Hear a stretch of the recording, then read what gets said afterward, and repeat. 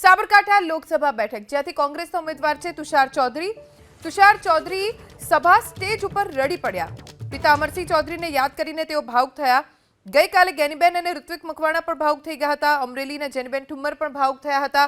સાબરકાંઠાના કોંગ્રેસ ઉમેદવાર તુષાર ચૌધરી જેઓ હાલ ખેડબ્રહ્માના ધારાસભ્ય છે અને અમરસિંહ ચૌધરી જેઓ ખુદ સાબરકાંઠા લોકસભા બેઠકથી સાંસદ રહી ચૂક્યા છે। અમરસિંહના પત્ની અને તુષાર ચૌધરીના માતા નિશા અમરસિંહ ચૌધરી તેઓ પણ સાબરકાંઠા બેઠક ઉપરથી સાંસદ રહી ચૂક્યા છે, ત્રણ વાર રહી ચૂક્યા છે અને હવે તેમના પુત્ર ખુદ તુષાર ચૌધરીએ સાબરકાંઠા બેઠક ઉપરથી ઉમેદવારી કરી છે। કોંગ્રેસના આ ચાર ઉમેદવારો જેમની આંખો ભીની થઈ ગઈ ત્યારે જ્યારે તેમણે પોતાની આપવીતી જણાવી અથવા તો તેમના માતા પિતાને યાદ કર્યા।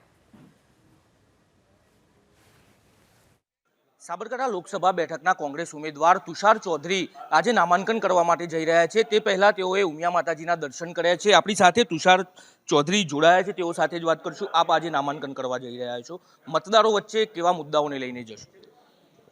મતદારો વચ્ચે ખાસ કરીને કેન્દ્ર સરકારની છેલ્લા 10 વર્ષની નિષ્ફળતાઓ, એમણે જે વચનો આપ્યા હતા કે અમે 15 લાખનું કાળું નાણું લાવીને 15 લાખ તમારા ખાતામાં જમા કરાવીશું, એ લોકોએ એમ પણ કીધું હતું કે અમે ખેડૂતોને આવક બમણી કરીશું, એ લોકોએ એમ પણ કીધું હતું કે અમે મોંઘવારી દૂર કરીશું, એ લોકોએ એમ પણ કીધું હતું કે અમે બેરોજગારી પણ દૂર કરીશું। આમાંને એકે કામ એ લોકોએ 10 વર્ષમાં કર્યા નથી, માત્ર વાતો કરી છે અને વાતોના વડા કર્યા છે, પણ સામાન્ય માણસ સુધી કેન્દ્ર સરકારનો કોઈ વિકાસ પહોંચ્યો નથી। એ વાત અમે લોકો સમક્ષ લઈ જઈશું અને સામે પક્ષે અમે વચન આપ્યું છે કે 30 લાખ જેટલી કેન્દ્ર સરકારમાં જે ખાલી જગ્યાઓ છે, અમારી સરકાર આવશે તો અમે તાત્કાલિક એક જગ્યાઓ ભરીશું અને યુવાનોને રોજગારી આપીશું। તુષારભાઈ, આપની સામેના જે ઉમેદવાર છે શોભનાબેન બારૈયા, તેઓનો સ્થાનિક કાર્યકર્તાઓ, ભાજપના જ કાર્યકર્તાઓ દ્વારા વિરોધ કરવામાં આવ્યો હતો, તેનો લાભ લેવા માટે આપની શું પ્રયોજન હશે?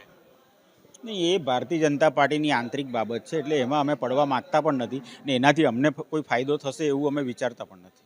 તુષારભાઈ, આપના પરિવારના સભ્યો પણ આ જ બેઠક પરથી પ્રતિનિધિત્વ કરી ચૂક્યા છે। આપના પિતા ખેડબ્રહ્મા બેઠક પરથી ચૂંટાઈ રાજ્યના મુખ્યમંત્રી પદે પણ રહી ચૂક્યા છે, એમનો ફાયદો આપ કેવી રીતે લેશો?